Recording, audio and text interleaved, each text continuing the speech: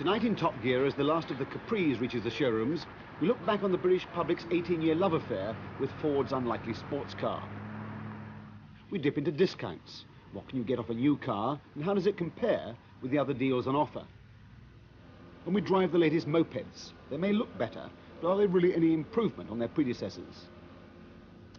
But let's start tonight with Britain's continuing success story, the Jaguar, because they're about to launch the new Sovereign onto the American market. Not entirely without risk for two main reasons.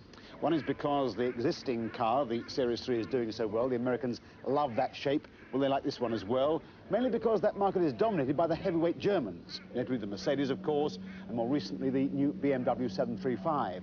So how will the Sovereign rack up against the opposition? Well, the only way to find out is really to enter this exclusive world of motoring, at least for a while. So we took the three cars to the rough and tough and bumpy roads of beautiful North Yorkshire. The Jaguar is the cheapest of the three cars at around £25,000, and it should be the cheapest in America too. Jaguar already sell over half their production in the US, so the American launch is vital to the company's continued prosperity. In its basic form, the BMW 735i costs about the same as the Jaguar, but the options are expensive, and with the special equipment package on this car, the price goes up to almost £32,000. Mercedes are by far the most successful importer of luxury cars into America, and this long wheelbase 420 is the cheapest S-Class petrol model they sell there. But with its expensive options, it comes out at around £35,000, so you could buy a Jaguar and a Golf GTI for the same price.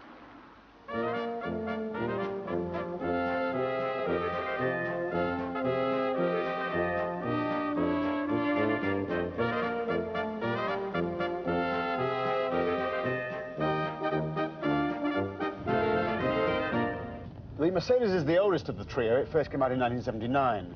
But it's a tribute to its design, perhaps, that it still manages to be lighter and have a lower coefficient of drag than the brand new Jaguar.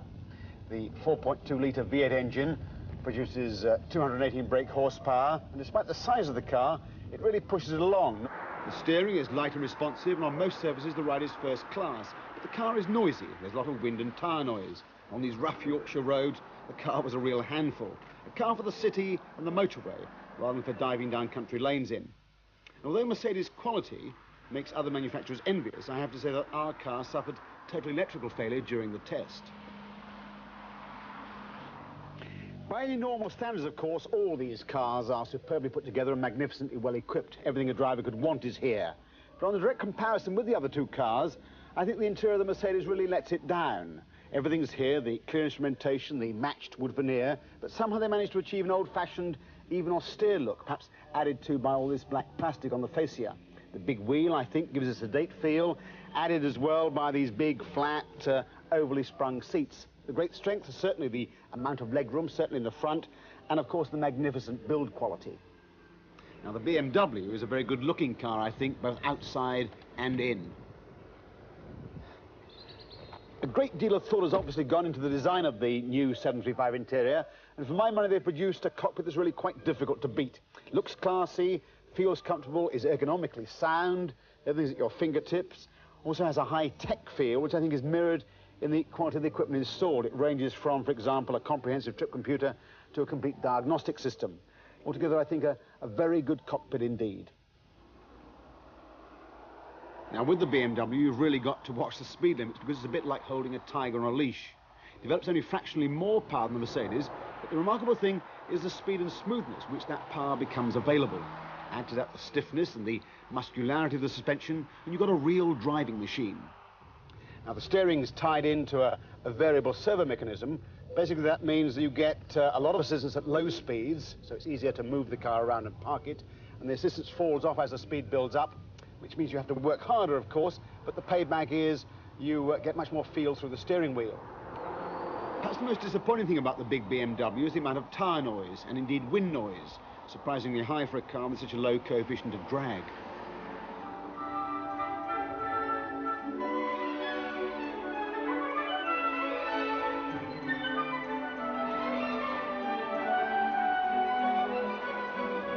The Jaguar just goes on surprising you with its quality. You squeeze behind the wheel, you put your right foot down, there's this deep-throated purr from up front, and the car literally glides forward. The ride, there is no doubt, is by far the best of the trio, just swallows up the bumps and all but the roughest roads and stays flat and square on the road. And quiet too, by far the quietest of the three cars. My grouses, such as they are, concern the steering, which is too light.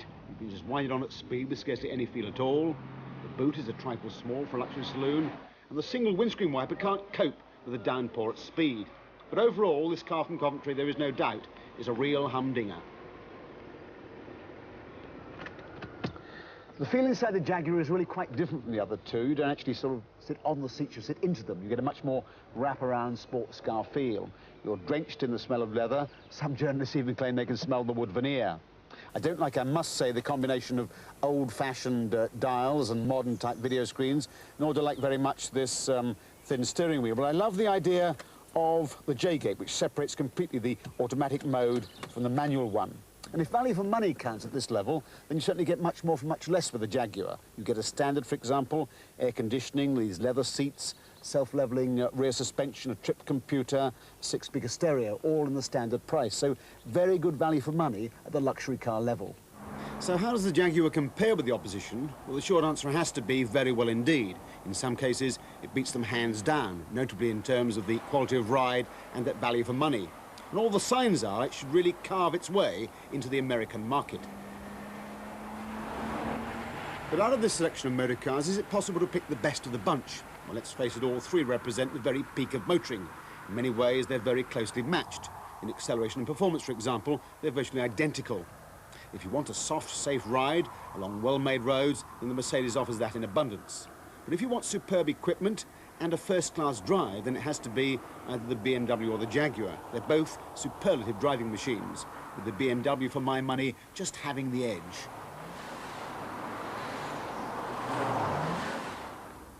But enough of luxury and self-indulgence. Let's move now to the other end of the transport scene, namely to the humble moped. Humble, but it costs only a few pence a mile to run. Sue Baker has been looking at what's on offer.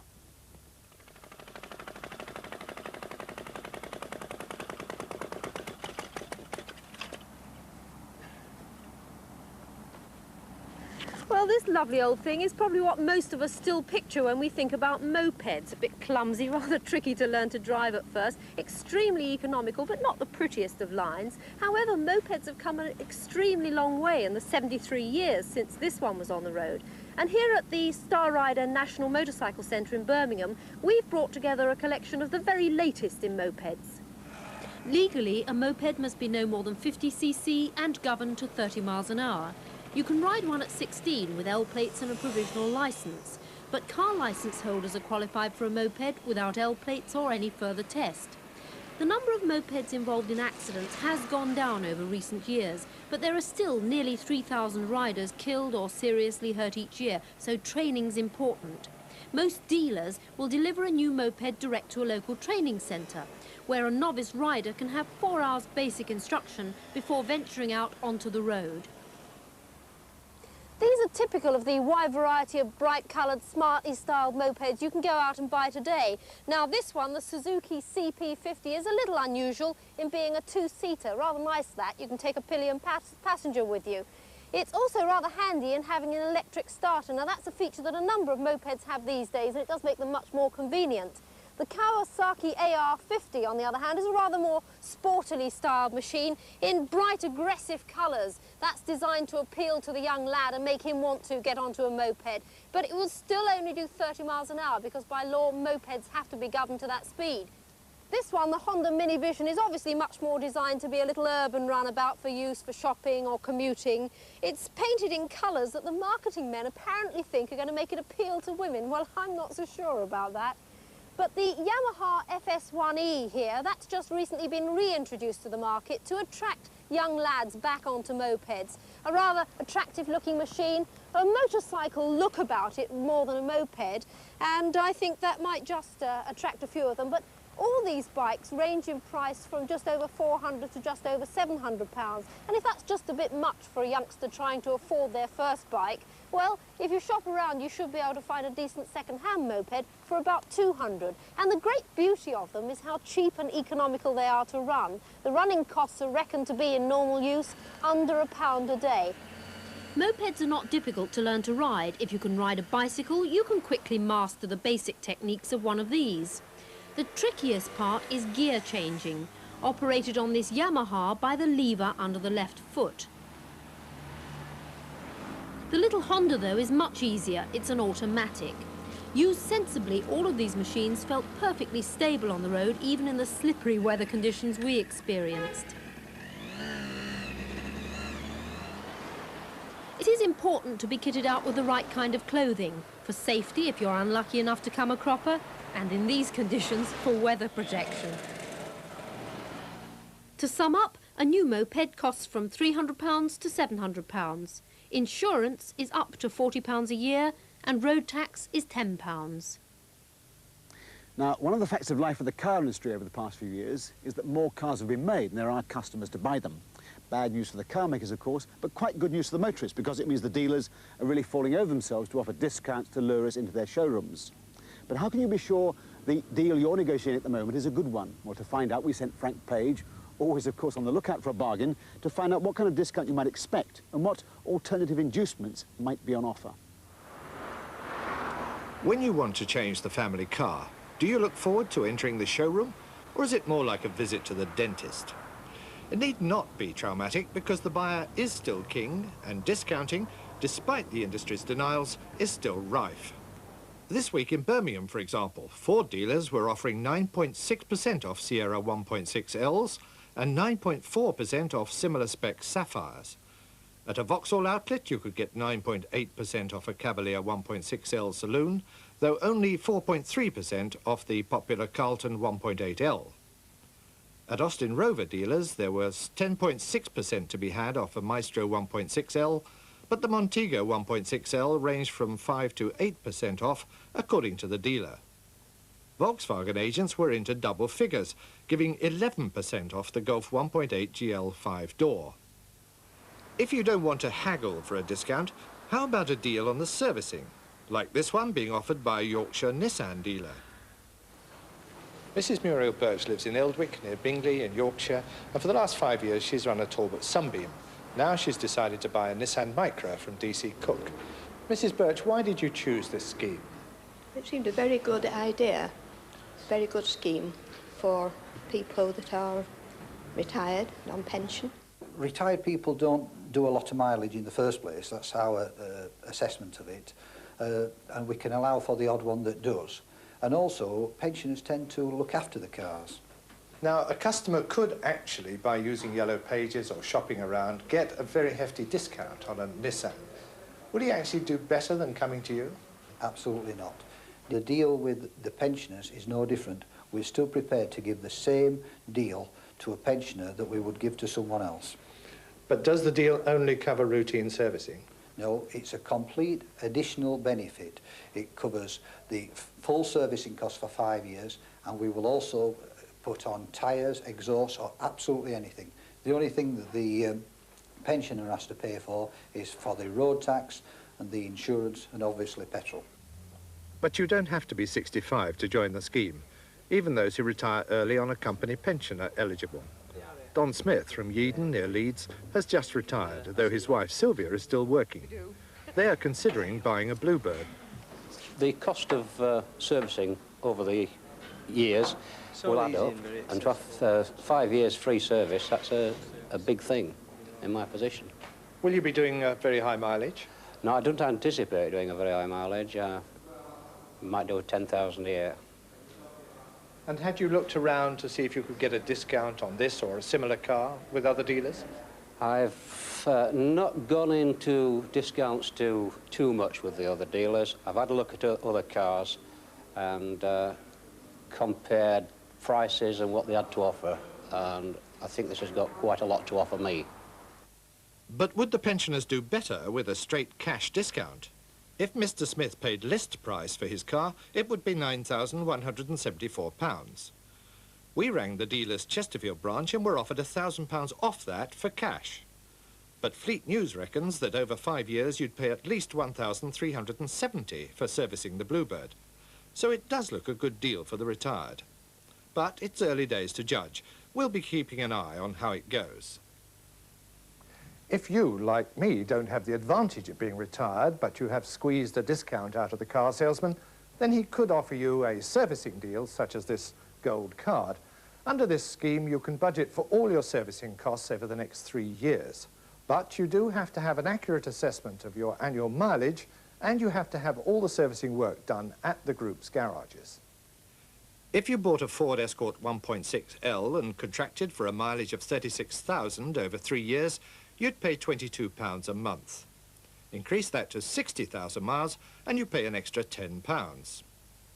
Costs for an Austin Metro 1.3L 5-door are £18 and £31 a month, respectively.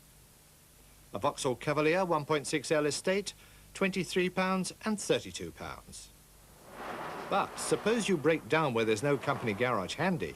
Any driver who has our gold card would phone in to our maintenance controllers. We have a team of maintenance controllers at our head office. They would state their registration number. We would immediately see who was the driver of the vehicle and the history of the vehicle, and we would identify the fault and then point the driver in the right direction for getting the job remedied. But if the motorist is making these monthly payments to you, isn't there a chance that that will add up to more than he would have to pay if he just paid for his own routine service and repair bills? No, not really, because as far as we're concerned, we purchase a high number of the various items that are required to keep vehicles on the road these days. For instance, we'd buy in excess of 10,000 tyres a year. We operate a fleet of over 5,000 vehicles on contract hire. And therefore, we are passing on that purchasing benefit to the man in the street. So he's actually getting, paying a lower price for the item than he would have done as a normal walk-in customer. Is it such a good deal? Working on the figures from Fleet News, yes, if you anticipate travelling 12,000 miles a year. All the company's figures are lower than the magazine's estimated costs over 3 years and up to 36,000 miles. But look at the 60,000 miles.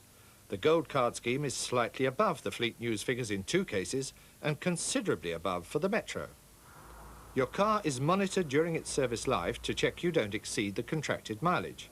If you come close, the payments will be increased or the contract terminated at the set figure.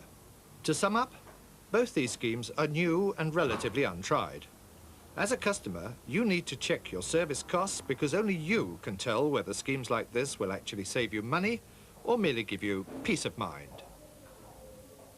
Well, we've mixed mopeds with Jaguars so far in this programme, so why not a tractor? And up here in Yorkshire among the small hill farms, you can still find a fair few tractors like this around. 20 to 30 years old, still doing a hard day's work, perhaps the most electronic thing about it being the ignition key. But down in the valleys, of course, where the wealthier arable farmers live, there are plenty of big modern tractors around with enough electronic gadgetry on board to make even the car makers blush. Chris Goffey reports. A typical spring day in the depths of the Warwickshire countryside. Now, motor manufacturers are always telling us how sophisticated their computer systems are becoming. Down here on the farm, the humble tractor is receiving computers that are far more advanced than anything BMW or Jaguar have yet offered us. This is the Massey Ferguson 3080, the last word in tractor sophistication. It's fitted with no less than 3 computer systems: Datatronic, Autotronic and electronic linkage control. It's even got its own radar system. The electronics fulfill 2 functions. One's to help the operator control the machine and stop him making errors. The computer, for instance, engages and disengages four-wheel drive according to road speed and land conditions. And it also prevents the operator from selecting the wrong gear or damaging the implements by incorrect use. The information systems are equally sophisticated. The computer takes in information on speed, power, fuel consumption and wheel slip, and it works out on the touch of a button the rate at which work is being done, the cost factor of operating the tractor, taking into account fuel, running costs and even depreciation. Thus, if the driver decides to go faster to cover some land before dusk, for instance, the computer can show just how much or less it's going to cost the farmer. And with the economic pressures on farming that he's experiencing at the moment, that sort of information can be vital. Why does it need radar? Well, obviously, ploughing under the sort of conditions we're experiencing today, the wheels spend an awful lot of time slipping in the mud. The computer needs to know exactly how fast the machine is moving forward over the ground, and it compares that to the speed each wheel is turning and thus engages or disengages the four-wheel drive systems and the differential locks to give ultimate pulling power and economy. It also automatically raises or lowers the implement it's pulling to lighten the load on the tractor and thus reduce wheel slip. Farmers are a pretty hard-nosed lot. They tend to be very conservative and not impressed by gimmicks, but they've taken to the sort of performance on-board computers can give them far more readily than the motor industry. It's one area where the executive, flashing along in his BMW, is left far behind in information technology by the tractor driver he so contemptuously passes. Now, this next item is a rather sad one because it marks the demise of a car that perhaps surprisingly has long been a favourite of the British motorist. It lasted for 18 years, despite constant predictions about its imminent death. It sold in large numbers in the face of hostile reviews from the motoring press. It's become the definitive motor car for the upwardly mobile suburban teenager. Sue Baker reports from the graveside. Ford's Cologne factory in December, and the very last Capri, number 1,886,647, leaves the line. One of a special edition of 1,000 farewell Capris. All the photographers, though, are British, because although the Capri was only built in Germany for the last few years of its life, the car was designed and mainly bought in Britain. The early prototypes looked very aggressive. Ford of Britain wanted their own version of the successful Mustang sports car from America, but they were eventually toned down until only the heavy rear three-quarter panels were left, and they were changed when the rear passengers couldn't see out. So the final car had the characteristic U-shape to the rear windows, which was to stay with the Capri to the end. And the commercials played on the idea of the Capri as an affordable sports car with passenger and luggage space as well. Ford Capri, the car you always promised yourself, from £890. We were trying to seek out a market opportunity between the boring saloons of the time, the Hillman Minxes, the Vauxhall Victors, and indeed Cortinas, yet at the other hand recognizing there was a tremendous desire for people to own things like Jaguar E-types and Ferrari fixed-head coupes. That was the sort of market we wanted to go for, a cheap, affordable car with all the looks and pizzazz and probably poser value of a Jaguar or a Ferrari. Basically, we started from the Cortina. We were given an objective of spending £40, which isn't very much money, £40 on styling the car so that you can sell it for no more than £80 to £90 more than an equivalent Cortina. And as you know, the Capri came in at £890, which was about £90 over the Cortina equivalent. It was always intended as a family car. It is a four-seater, well, just about, but with a very strongly sporty flavour. Short, stubby little gear stick, a cluster of instruments, and all this matte black inside. More important, it was a sporty car from the outside with this long swept line, the fastback tail end, and this lovely long bonnet. But it didn't actually need a bonnet as long as this. The engine didn't take up anything like all the space under the bonnet. In fact, some people called this a Cortina in drag or a sheep in wolf's clothing. But it wasn't all about image. Ford had motorsport in mind with the Capri. And Clark is adopting the race driving tactics of all time. And he throws that Capri about as though it's a matchbox. And feeding the car through to those... A four-wheel drive version was planned from the start, but in spite of success in rallycross, the road car never materialised. Ford said the four-wheel drive system took up too much of the limited interior space. And exciting race we've ever seen. Capris dominated the European Touring Car Championships in 1971 and 72. The cars were RS 2600s, developed by Ford of Germany to improve the Capri's sporting image. Their reign was short. They were defeated in 1973 by a wealthier team from BMW. With the RS 3100, Ford of Britain tried their own racer, seen here at the company's Dunton test track in Essex. Launched at the same time as the first fuel crisis, only 250 were sold. The fuel crisis mood also affected the Capri's replacement. 5 years after its launch, and with more than 1 million of them by now on the road, the Capri was revamped and the Mark II came along. Now, in keeping with the trend of the early 1970s, in the post-fuel crisis era, cars were becoming more practical and with less sporty overtones, and the Capri went the way of the trend. It became a hatchback.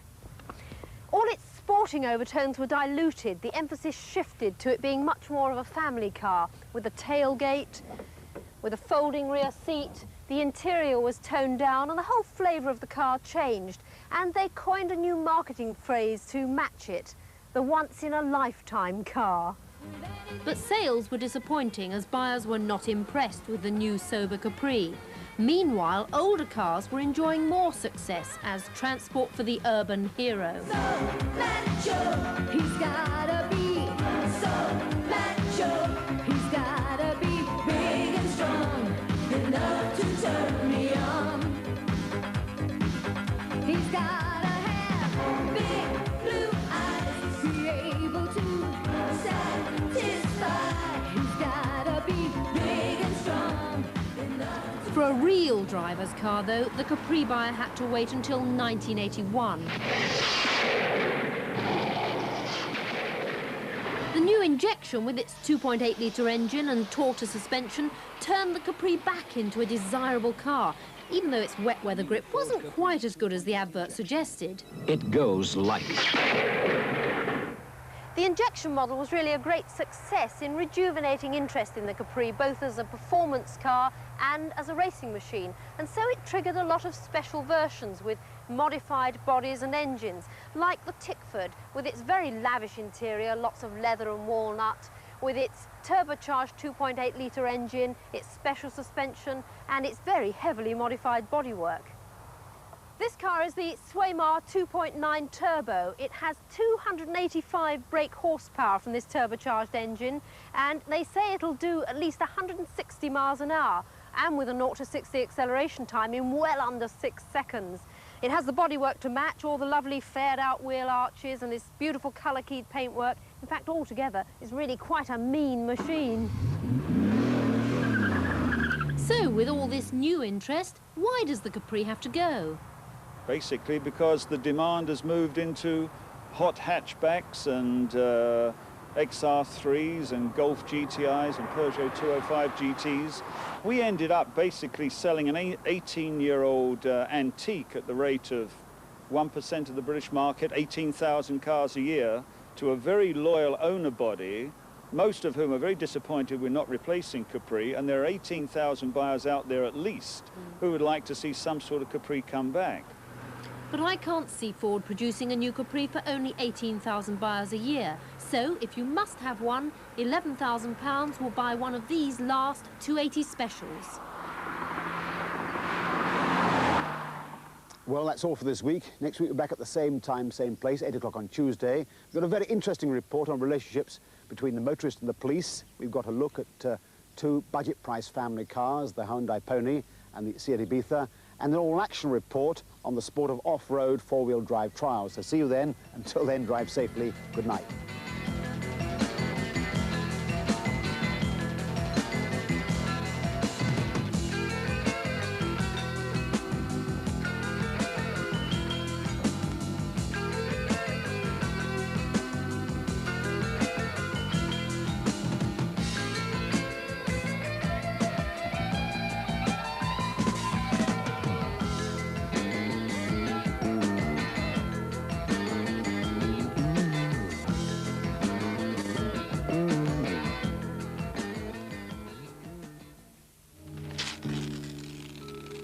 There's a new series starting here on BBC Two on Friday. So, they are reopening that disco, are they? What's it called? What's it called this time? The Ritz. Wait till you see the sign. The Ritz. The Pits. The Ritz. You're going to need some door staff, Eric. Stop the riffraff from coming in. You're going to need some very good bouncers. I know. There's been no trouble, has there? No. Not yet.